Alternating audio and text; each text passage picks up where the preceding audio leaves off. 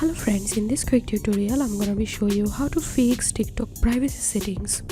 But before getting started this video, make sure to subscribe. How to unmute it? So first of all, you have to click on your profile icon and then click on this three-line icon to the upper right hand corner, settings and privacy, and here you have to hit on privacy. And after that you can make your account private using turning this toggle on, and you can suggest your account to others. Click on it,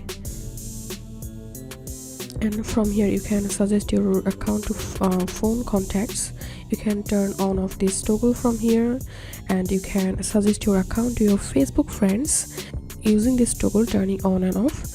And people with mutual connections, suggest your account to people who have mutual connections with you. You can turn off this option.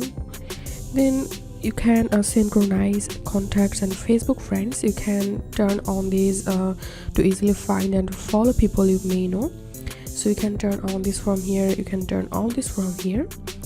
And after that, for safety section, you will find downloads. Click on it and allow other people to download your videos and share download aids to other platforms. You can turn off these options so no one will be able to download your videos.